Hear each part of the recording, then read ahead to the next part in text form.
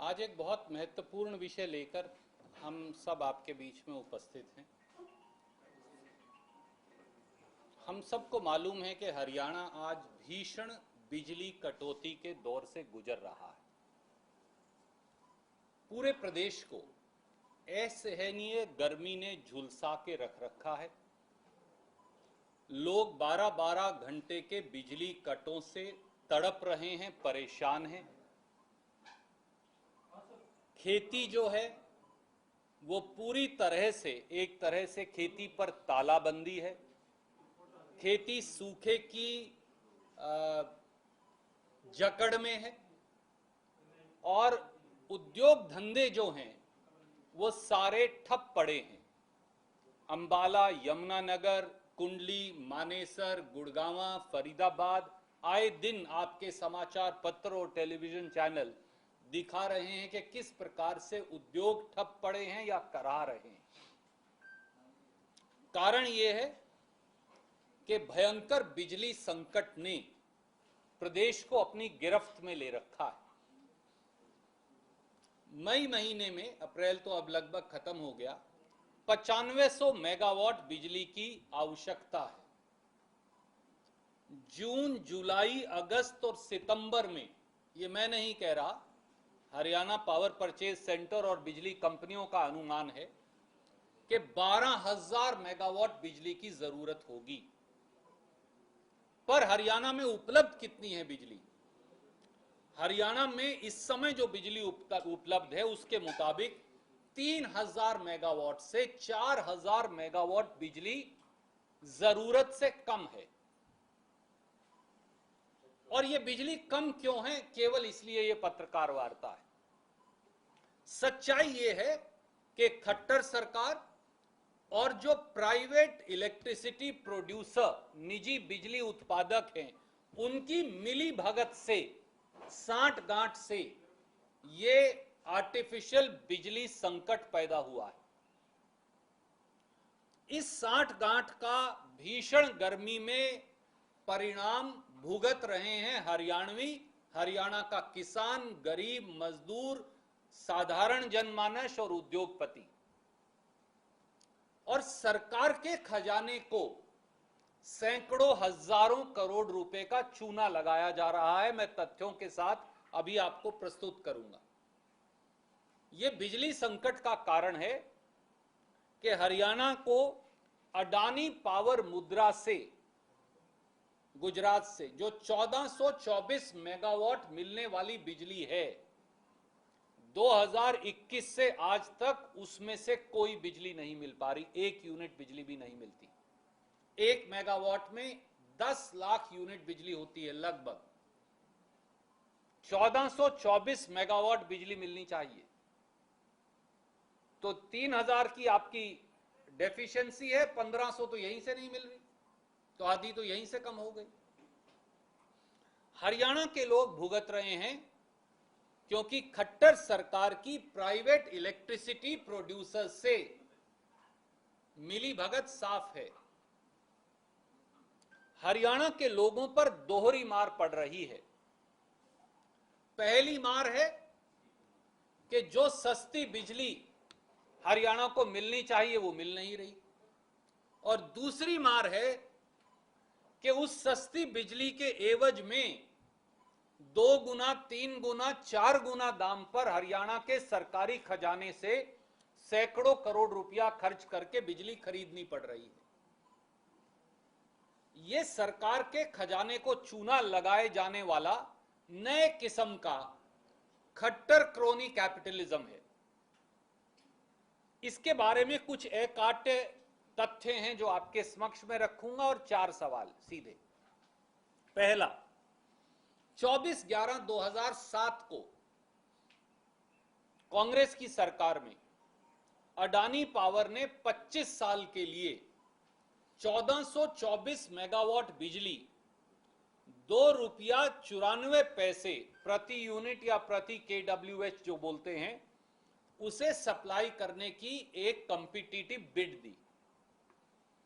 1424 megawatt बिजली 25 साल के लिए, रेट 2 रुपया 94 पैसे फिक्स्ड।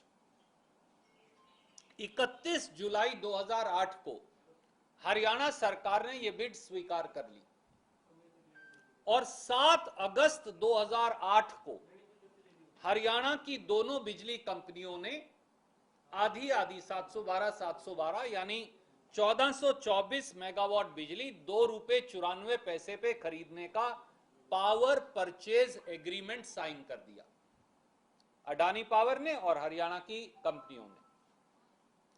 और एक लाइन मुद्रा गुजरात से, this is the only dedicated power line in India, और कोई पावर लाइन नहीं है ऐसी, मुद्रा गुजरात से महेंद्रगढ़ तक लेकर आए जो इसका हिस्सा है। तीसरा तथ्य, 2010-11 में इंडोनेशिया में कोयले का भाव बढ़ गया, तो अडानी पावर उन्होंने कहा कि हरियाणा के साथ हुआ जो पीपीए है उसको या तो सिरे से खारिज किया जाए या फिर कोयले का बढ़ा हुआ भाव उन्हें दिया जाए। बहुत लंबी लिटिगेशन चली और आखिर में 11 अप्रैल 2017, ये तिथि महत्वपूर्ण है, को सुप्रीम कोर्ट ने, सेंट्रल इलेक्ट्रिसिटी रेगुलेटरी कमीशन में गई, एपेलेट ट्राइब्यूनल में गई, मैं आपका समय नष्ट नहीं करूंगा, सुप्रीम कोर्ट ने 2 निर्णय दिए अडानी पावर और हरियाणा के सरकार के बीच में। नंबर 1, हरियाणा सरकार के साथ 1424 मेगावाट बिजली के अडानी पावर के अनुबंध को खारिज नहीं किया जा सकता। नंबर 2, अडानी पावर को बढ़े हुए कोयले की कीमत नहीं दी जा सकती। और मैं आपका समय नष्ट नहीं करूंगा, जो प्रेस रिलीज में भेज रहा हूं उसके अंदर उसकी रेलेवेंट लाइन सुप्रीम कोर्ट के निर्णय की मैंने रिप्रोड्यूस कर दी आपके लिए। साल 2021 से आज तक इस निर्णय के बावजूद अडानी पावर इंडोनेशिया कोल की बढ़ी हुई कीमतों का हवाला देकर हमें बिजली सप्लाई नहीं कर रही। मुझे बताया कि अगस्त सितंबर से तो 1 यूनिट नहीं की, उससे पहले 300-400 मेगावाट देते थे। अडानी पावर को पीपीए के मुताबिक बिजली सप्लाई के लिए बाध्य करने की बजाय मुख्यमंत्री माननीय खट्टर साहब और उनकी सरकार ने चुप्पी साध रखी है, मुंह पे कपड़ा बांध लिया। उल्टा खट्टर सरकार शॉर्ट टर्म पावर के नाम पर 5 रुपया से 8 रुपया प्रति यूनिट बिजली खरीद रही है। और कमाल की बात यह है साथियों कि यह बिजली अडानी पावर के रिस्क एंड कॉस्ट पे नहीं खरीदी जा रही। हरियाणा इलेक्ट्रिसिटी रेगुलेटरी कमीशन तक ने कह लिया, और मैं उस ऑर्डर की प्रतिलिपि आपको भेज रहा हूं, कि भैया ₹2.94 पे बिजली मिलनी चाहिए, नहीं मिल रही तो उनके रिस्क एंड कॉस्ट पे लो। ये व्यापार, बाजार के व्यापार का उदाहरण है और पीपीए का तरीका भी है, परंतु खट्टर सरकार चुप है। और मैं उनके ऑर्डर की एक प्रतिलिपि है जो 6 अप्रैल 2022 को आया है, ये है, मैं आपको ये भी भेज रहा हूं आपके साथ, इस प्रेस रिलीज के साथ। एक और कमाल है, अब हरियाणा सरकार ने 3 साल के लिए 15 अप्रैल 2022 से 14 अप्रैल 2025 तक 500 मेगावाट बिजली खरीदने का नया पीपीए कर लिया। एक है एमबी पावर मध्य प्रदेश, उनसे ₹5.70 प्रति यूनिट, और दूसरा है आरकेएम पावर छत्तीसगढ़, उनसे ₹5.75 प्रति यूनिट। अब गौर करिए, जो बिजली अडानी पावर से ₹2.94 प्रति यूनिट मिलनी थी, अब वो ₹5.70 और ₹5.75 प्रति यूनिट मिलेगी। यानी हरियाणा सरकार को ₹2.81 प्रति यूनिट देना पड़ेगा अतिरिक्त, एडिशनल। अगर आप इसे लगाएं तो प्रतिदिन 140 करोड़ 50 लाख रुपया देना पड़ेगा 500 मेगावाट पे प्रतिदिन। जो हरियाणा के लोगों के ऊपर बोझ पड़ेगा अतिरिक्त, वो है 140 करोड़ 50 लाख रुपया। और एक साल में जो बोझ पड़ेगा, क्योंकि ये तो 3 साल का अनुबंध ठेका है, वो है 51,282 करोड़ रुपया। किसका कसूर है? और हरियाणा के लोग भुगतेंगे। कमाल की बात एक और है कि 22 अप्रैल 2022 को 2 दिन पहले मुख्यमंत्री जी गुड़गांव जाते हैं और वहां ये बयान देते हैं, जब आप जैसे साथी पूछते हैं या आपके दूसरे पत्रकार मित्र, तो उन्हें कहते हैं कि मैं इन प्राइवेट कंपनियों को ये कहूंगा कि रीजनेबल रेट पे बिजली दे दें। मुख्यमंत्री जी, क्या आप जानते हैं कि अगर आप अडानी को कोयले की लागत देंगे तो 2200 करोड़ रुपए हर साल अतिरिक्त पैसा सरकार के खजाने से जाएगा। 2200 करोड़ सालाना, और 15 साल के लिए देंगे तो 15 दूनी 30 और 15 दूनी 30, 33,000 करोड़ रुपया बन गया। आप कह रहे हैं ये रीजनेबल रेट है, कौन जिम्मेवार होगा? यही बात देश के, कमाल यह कि देश के बिजली मंत्री भी यही कह रहे हैं। आर.के. सिंह जी जो देश के बिजली मंत्री हैं, उन्होंने 2 दिन पहले बैठक की हरियाणा से भी, और वहां भी यही कहा कि भैया एक्स्ट्रा कॉस्ट है तो दे दो, पर सुप्रीम कोर्ट कहती है कि हमने देनी नहीं। तो 4 सीधे सवाल है। नंबर 1 सवाल, साल 2021 से लगातार 1424 मेगावाट बिजली सप्लाई ना करने पर भाजपा जजपा सरकार द्वारा अडानी पावर के खिलाफ क्या कार्रवाई की गई? There is a PPA, no, there is a agreement. क्या कार्रवाई की? मुख्यमंत्री व खट्टर सरकार भविष्य में 1424 मेगावाट बिजली जो हमारी है 25 साल के लिए, वो हमें मिले, इसके बारे में क्या कार्रवाई करेंगे ताकि बिजली सप्लाई सुनिश्चित हो जाए? सवाल नंबर 2, खट्टर सरकार महंगी बिजली 5 रुपया, 5.75, 6, 7, 8 रुपया अडानी पावर की रिस्क एंड कॉस्ट पे क्यों नहीं खरीद रही? जबकि पहली बार हरियाणा के खुद के पावर रेगुलेटरी कमीशन ने भी यह सवाल 6 अप्रैल 2022 को हरियाणा सरकार से पूछा है। ये मैं उसकी प्रतिलिपि आपको भेज रहा हूं। तीसरा सवाल, 500 मेगावाट महंगी बिजली 5 रुपया 70 और 75 प्रति यूनिट खरीदने से सरकार के खजाने पर जो सालाना 51,282 करोड़ का अतिरिक्त बोझ पड़ेगा, उसकी रिकवरी कब और कैसे खट्टर साहब करेंगे और कब तक? चौथा सवाल, मुख्यमंत्री और केंद्रीय बिजली मंत्री बार बार अडानी पावर को पीपीए में निर्धारित 2 रुपए 94 पैसे प्रति यूनिट से अतिरिक्त रेट देने की बात क्यों कर रहे हैं? क्या यह सही नहीं कि सुप्रीम कोर्ट द्वारा कोयले की बढ़ी हुई कीमतें अडानी पावर को देने से इनकार कर दिया गया है, उनकी प्ली को खारिज कर दिया गया है? तो क्या अडानी पावर को कोयले की बढ़ी हुई कीमतों से सीधे सीधे हमारे राजकोषीय खजाने पर, हमारे खजाने पर 2200 करोड़ का अतिरिक्त बोझ नहीं पड़ेगा सालाना, और 15 साल में ये 33,000 करोड़ नहीं बनते? इसके लिए कौन जिम्मेवार है?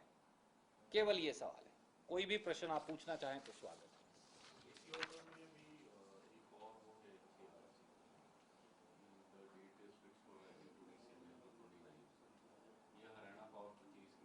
जी, उन्होंने सवाल पूछा है, Haryana electricity regulatory commission,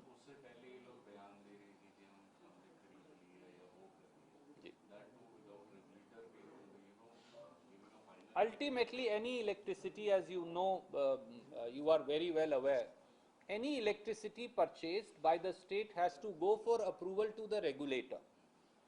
There is only one condition under the Electricity Act, when it doesn't, it will be still go but will be approved, and that is if there is a competitive bidding that has happened. Like we did in 2007 and 8, we invited international bids. That's where Adani came at 294. That got automatically approved under section 63 of the Act by the HERC.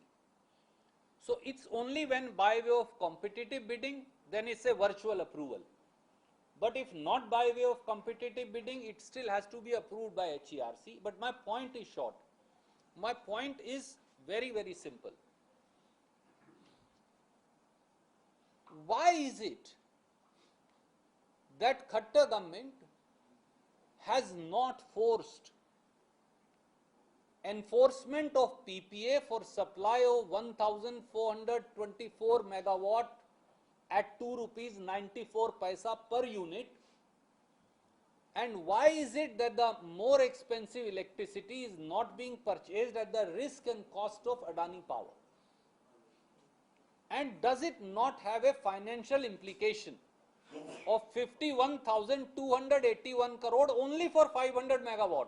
Mind you, not for 1424. For 1424, it will probably be cross 100,000 crore. Because 1 megawatt has about 10 lakh units. 500 megawatt electricity now we will need continuously for 3 years, because even when the power demand drops in October, we still don't have 1500 megawatt because Adani is not giving it to us. So we will still have to buy at 5 rupees 75 paisa.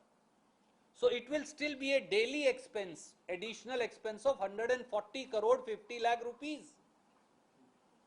So ये 51,282 करोड़ तो आपको हर साल देने ही पड़ेंगे, unless and until कि उनकी supply चालू हो जाए। और खट्टर साहब क्यों नहीं करवा रहे, ये सवाल है। क्या सीधे सीधे आप ये बात कह रहे हैं कि अडानी और मोदी सरकार की दोस्ती का खामियाजा हरियाणा भुगत रहा है? मुझे लगता है कि खट्टर सरकार और अडानी पावर की दोस्ती का खामियाजा हरियाणा भुगत रहा है।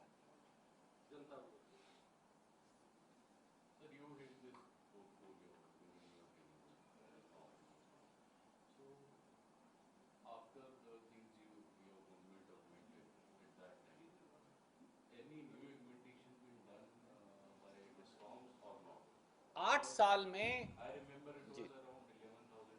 जी, जब कांग्रेस की सरकार 2014 में गई तो Haryana power sufficient surplus state था। हम बिजली बाहर बेचते थे क्योंकि कांग्रेस ने ये करके दिखाया पहली बार 10 साल के कांग्रेस के इतिहास में।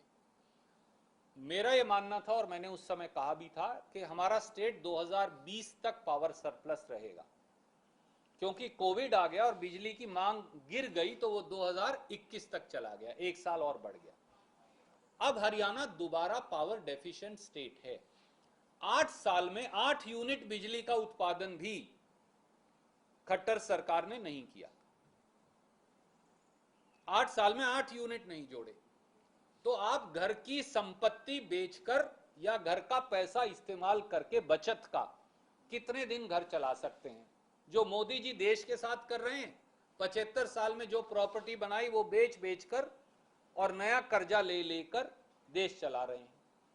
मैंने उदाहरण दिया था पहले भी कि बड़े मियाँ तो बड़े मियाँ, छोटे मियाँ तो छोटे मियाँ, बड़े मियाँ सुभान अल्लाह। उन्होंने जो किया गुरुजी ने ये किया कि 68 साल में देश के ऊपर कुल कर्ज 79 लाख 89 लाख करोड़ था, आज है 156 लाख करोड़ 8 साल के बाद। तो जो कर्जा 68 साल में लिया अगले ने 8 साल में ले लिया। यहां 60,000 करोड़ पे छोड़ के गए थे, यहां 2,23,000 करोड़ है। छोटे मियां ने ये किया। तो ये तो कर्जा लेके घर का सामान बेच के घी पी रहे हैं, सच्चाई है। Any other question you welcome to ask.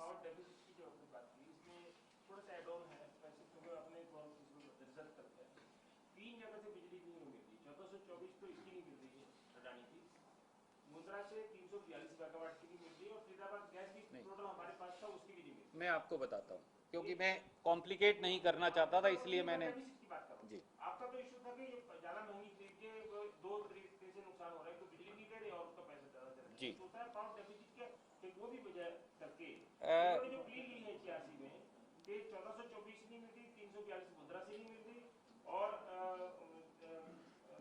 जो हमारी नहीं, ये सही नहीं है। मैं आपको बताता हूँ, आपको जस्ट फॉर योर नॉलेज में आपको पता होना चाहिए ना, क्योंकि आप समझदार हैं। मुद्रा में 1424 ही है। सुनिए सर, सुन तो लो सर, सुनिए तो सही। मैंने अपने हाथ से लगाई हुई है, मुझे मालूम है ना। सर आप भूल जाइए इस कागज को, एक बार मेरी बात सुन लीजिए ना। ये पावर प्लांट तो मेरे पास से लगे हुए ना, इसका तो एक है। तो सर एक बार मुझे सेंटेंस सुनिए, आपको तसल्ली हो जाएगी। 1424 ही मुद्रा से आती है, उसके अलावा एक यूनिट फालतू नहीं है। नंबर 2, इन्होंने शब्द कोई भी लिखा, वो चाइना लाइट पावर की बिजली है जिसकी बात कर रहे हैं। इन्होंने बेवकूफी जो की सरकार ने, गर्मी में उन्हें शट डाउन दे दिया। भैया जब आप प्लांट शट डाउन करते हैं तो तब करते हैं सबसे जब बिजली की मांग सबसे कम हो, तो हमेशा मेंटेनेंस पे प्लांट जाता है विंटर में। कभी दुनिया में गर्मी में शट डाउन नहीं देते आप। हमारी पावर कंपनीज ने, private company China light power भी, देर इज समथिंग कॉल्ड, जो हुई नहीं, case 1 case 2 bidding in India. Just for your academic knowledge only I am telling you. Haryana successfully did both case 1 case 2 bidding in Congress government. One is where somebody sets up a power plant anywhere in India and gives you metered supply, that is Mudra power. उन्होंने plant Mundra में लगाया हुआ है, वहां से वो line खींच कर लाए, हमने ये एडिशनल बेनिफिट ले लिया महेंद्रगढ़ तक। नहीं तो पावर ट्रेडिंग कॉर्पोरेशन की लाइन से आती है। प्राइवेट पावर प्रोड्यूसर अक्सर ये करते हैं, जब उनकी बिजली महंगी बन रही हो तो वो लाइन में डिफेक्ट आ जाता है, तो फिर कोई लायबिलिटी नहीं रहती बिजली सप्लाई करने की। यहाँ डेडिकेटेड पावर लाइन है तो ये बिजली देनी ही पड़ती है।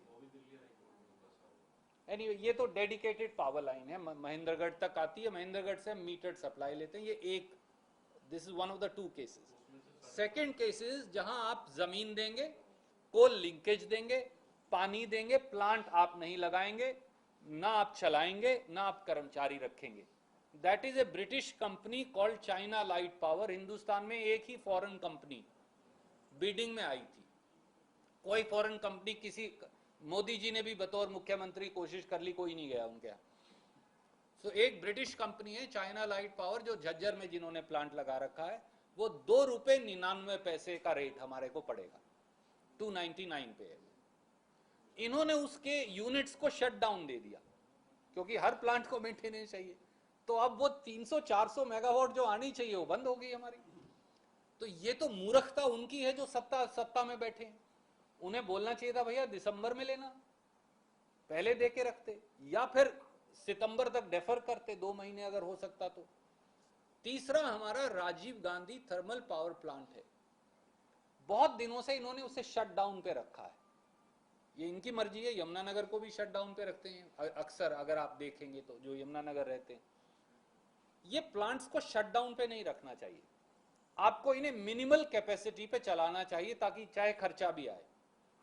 जो मशीन चलेगी नहीं वो मशीन खराब हो जाएगी।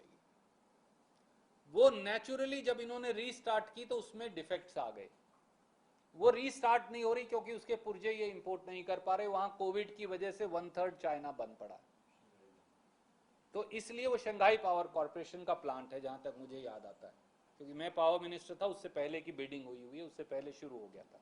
हमने उस पर कुछ पेनल्टी भी लगाई थी, मुझे आज भी याद है, क्योंकि उन्होंने समय पे पूरा नहीं किया था। But that's a different issue. उससे कंपनी के शेयर भी गिर गए थे रिलायंस के, जब हमने वो पेनल्टी लगाई थी। But that's a separate issue all together. What I am saying is कि ये 3 वजह से आपको बिजली की कमी है। पर अगर आपको 1500 मेगावाट भी आज मिल जाए एक्स्ट्रा, तो आपकी 80 पैसे बिजली की दिक्कत खत्म हो जाएगी। आप वो नहीं ले रहे, ये बात। आई थिंक समबडी मेरा क्वेश्चन ये है कि थोड़ा अलग है इसका जानना कि ये बिजली का मुद्दा पंजाब को लेकर भी सेम इशू है, वहाँ भी बिजली का, तो वहाँ पे पीपीए वाला भी इशू रहा। उस मुद्दे पे वो सरकार बना के ले गई, एक बड़ा इशू था, बिगर इशू था। तो यहाँ पे आप ऑपोजिशन में हैं, तो वो अपना फोर्टे बताते हैं कि बिजली पानी स्कूल बिजली का जो फोर्टे अपना बताते हैं, ये आपको चैलेंज तो नहीं कर रहा ऑपोजिशन में हरियाणा में दे रहा था उससे पहले? My friend, let me just tell you one thing. You will be surprised that Delhi produces zero electricity. उन्होंने कभी केस 1 केस 2 बिडिंग नहीं करवाई। पीपीए जो हैं 2 तरह के होते हैं, आपने देखा, मैं जिसको केस 1 केस 2 बिडिंग का, ये 25 साल के लिए हैं। They are PPA, they are also called PPA. अगर मैं 2 महीने के लूं तो भी पीपीए है, 15 दिन के लिए लूं तो भी पीपीए, 6 महीने के लिए लूं तो भी है। पर ये पीपीए नहीं है. I virtually own those plants for 25 years, right. सिर्फ और सिर्फ उत्तर भारत में हरियाणा अकेला स्टेट है जिसने केस 1 केस 2 दोनों बिडिंग करवाई, और हरियाणा देश में अकेला ऐसा स्टेट है जो सक्सेसफुल रहा इंटरनेशनल कंपनी को हरियाणा लाकर 2 रुपये 99 पैसे पे बिजली लेने में. We are the only state in India. कई बार राजनीतिक लोगों को या दलों को इसकी पैठ नहीं मिलता क्योंकि हम तो ब्रिक बैट्स ही मिलते हैं. But we have among the cheapest. When we took it in 2008, this was the cheapest electricity in Asia, not India, even China. We beat China also. We have beaten China also. Even today, when electricity rates dropped because of solar, even today it is cheaper, among the cheapest electricity, perhaps the cheapest electricity in the country. तो जो लोग सब प्रांतों को अख्तियार है, वो पंजाब हो, राजस्थान हो, यूपी हो, मध्य प्रदेश हो, पर वो करवा नहीं पाए कभी. और दिल्ली भी केस 1 केस 2 बिडिंग करवा सकता था क्योंकि हमारा प्लांट कहाँ है, हमारा तो मुंद्रा में है, हरियाणा में तो है नहीं. पर दिल्ली ने तो नहीं किया, हमने किया.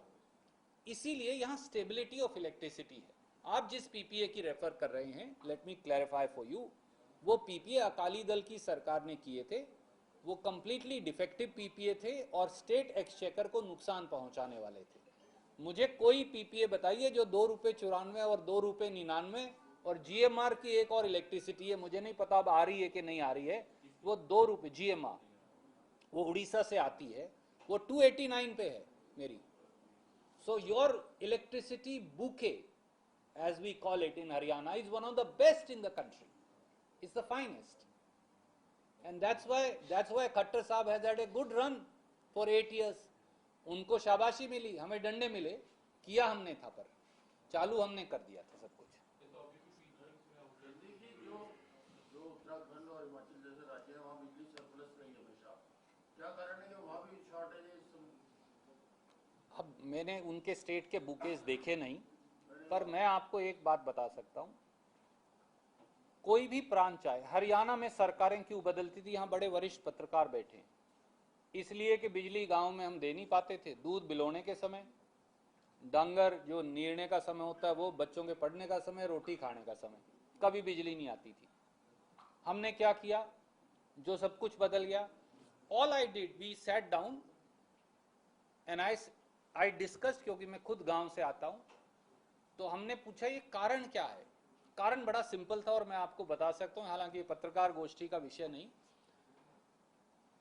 क्योंकि किसान को ये मालूम नहीं कि उसकी बिजली कब आएगी. तो उसने अपने ट्यूबवेल पे गुग्गी या भैया, एक वो ऑटोमेटिक स्विच है वो लगा रखा है, तो वो ऑन करके चला जाता था, क्योंकि उसे मालूम नहीं सवेरे आएगी, दोपहर आएगी, रात को आएगी, थोड़ी वहां खेत में बैठा रहेगा. तो उसे चाहिए थी या नहीं चाहिए थी, बिजली आते ही वो सारे ट्यूबवेल ऑन हो जाते थे. जैसे ही वो ट्यूबवेल ऑन हुए, ट्रांसफार्मर सड़ जाते थे क्योंकि वो इतना लोड नहीं लेते थे. व्हाट डिड वी डू, हमने देखा कि अगर सारी बिजली भी चोरी हो जाए तो हरियाणा के गांव 7% कुल बिजली का लेते हैं डोमेस्टिक, बस 1 यूनिट बिजली का बिल भी नहीं आए तो it's only 7%. My line losses were close to 40%. सो हमने एक लाइन 133 या जो भी 33 केवी है उससे गांव की अलग खींच दी, उसकी अलग खींच दी. I think it cost us 200 crore. बस जो 40 साल से सरकारें बदलती थी चीज, वो 200 करोड़ में सॉल्व हो गई. हमने ट्यूबवेल का फीडर ही अलग कर दिया, ट्यूबवेल की लाइन अलग कर दी, गांव वाली डोमेस्टिक सप्लाई अलग कर दी. तो अब हम जितने घंटे चाहते गांव की बिजली चला सकते हैं. इसीलिए कांग्रेस के शासन में गांव में 18-20 घंटे तक हमने बिजली दी, आप चेक कर सकते हैं. इसलिए हम दे पाए. और ट्यूबवेल वाले को हम बताते थे कि तेरा ये साइकिल है, तेरे को इतनी देर से इतनी देर आएगी, तेरी सुबह 9 बजे से लेके 1 बजे आएगी, 1 से 5 या 8 तक का साइकिल ये है, 8 से रात के 1 बजे तक का ये, रात के 1 बजे से सुबह 8 बजे तक का ये. तो किसान को ये मालूम था कि उसकी बिजली कम आएगी, कब आएगी, उसने गुग्गी लगानी बंद कर दी. बस it was such a simple thing, and our line losses dropped by 9% in the process.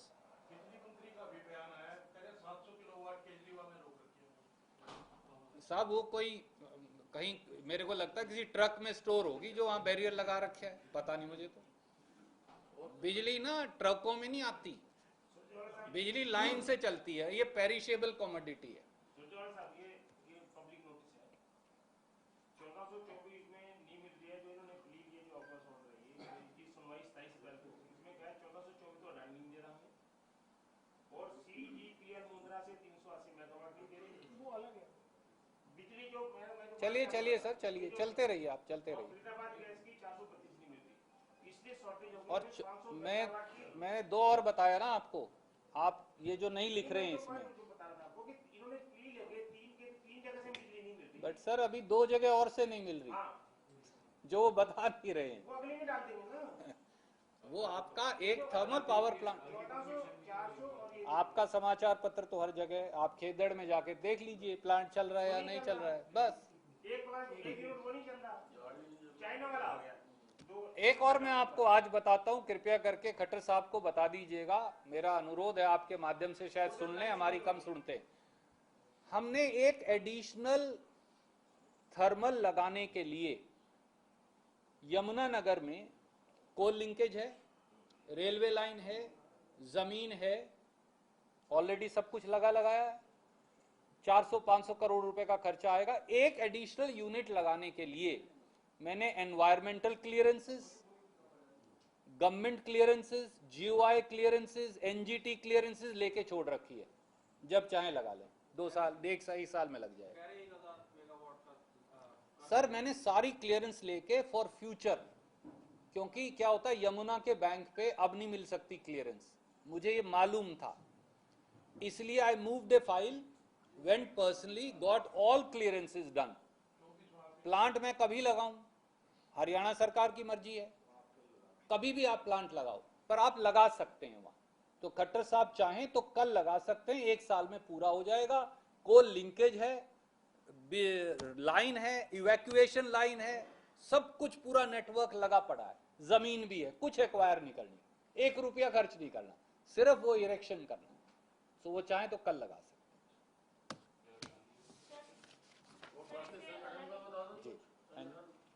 संगठन तो सर मैं तो कार्यकर्ता हूँ, मैं कैसे, मैं तो सर कार्यकर्ता हूँ, मुझे नहीं मालूम होता। ऐसा कुछ she wants to ask for some time, let me permit her.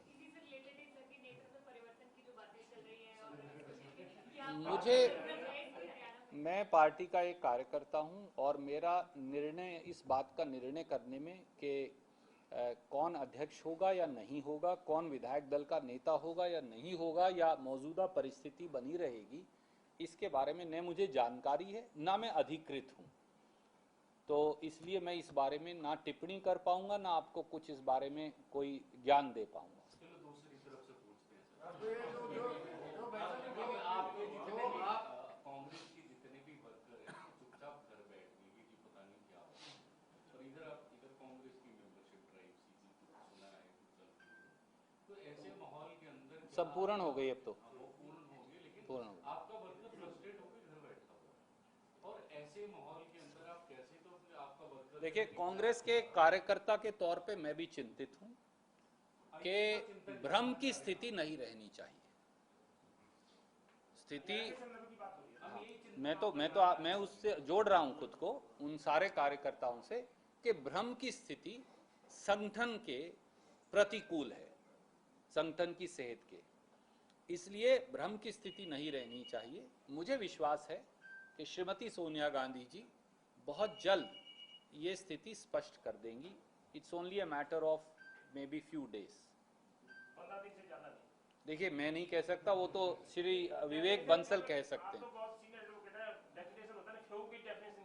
साहब ऐसा है, आप कर्नाटक के बारे में पूछिए, मैं आपको बता सकता हूँ, स्पष्ट जवाब दूंगा, उससे आगे पीछे मुझे पता नहीं। अच्छा ये मैं जानना चाह रहे हैं जी,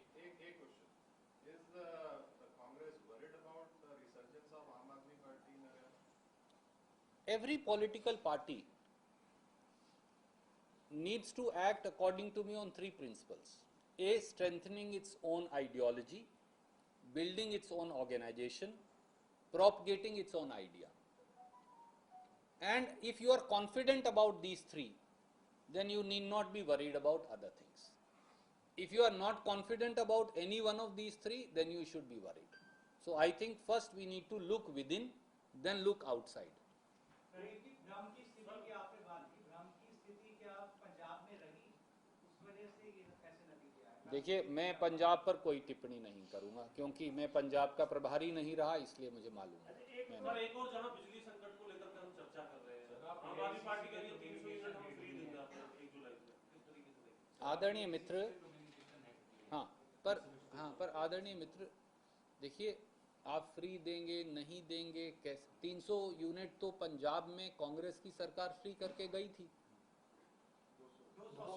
200 यूनिट करके गई थी, वो 300 दे रहे हैं, बड़ी अच्छी बात है, दें।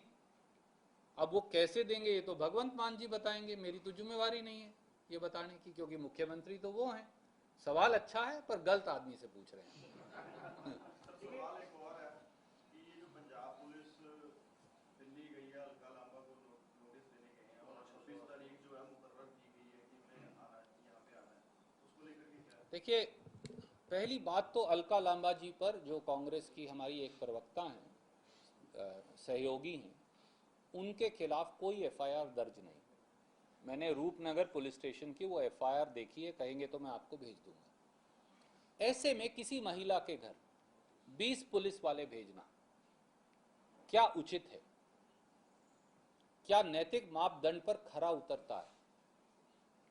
क्या ये राजनीति में तर्क संगत है? क्या ये प्रजातांत्रिक मूल्यों के अनुरूप है? क्या ये कानून व्यवस्था में ताकत का दुरुपयोग नहीं है? इन सवालों का जवाब भगवंत मान जी को खुद से जरूर पूछना चाहिए। ये निंदनीय है, अशोभनीय है, और दिल्ली पुलिस का पंजाब पुलिस के साथ ऐसी मिली भगत करके, ना तो कांग्रेस का कोई नेता अपराधी है, ना उन्होंने किसी का कत्ल किया है। 20-20 पुलिस वाले ले जाकर किसी महिला के घर पे रेड करना, क्या ये दिखाता नहीं कि राजनीति में जो अब डिस्कोर्स बन गया है बदले की भावना का, वो ना प्रजातंत्र के अनुरूप है और ना वो संवैधानिक मूल्यों के मापदंड या कसौटी पर सही है।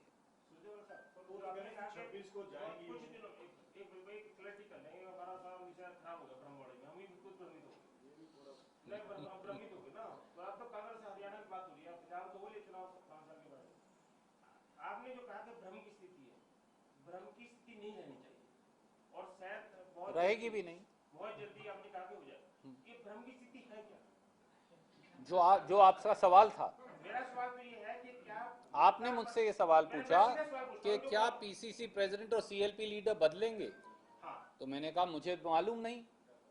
आपने फिर दोबारा कि एक और मित्र ने पूछा कि नहीं ये तो फिर उससे तो कार्यकर्ता हताश हो गए हैं बार बार ही। मैंने कहा वो तो इसलिए है कि आप रोज खबर छाप देते हो। अगर आप हर रोज अखबार में खबर छाप देंगे कि अमुक आदमी बदल जाएगा, तो कार्यकर्ता तो हताश हो ही जाएगा। भ्रमित करने वाला नहीं है कि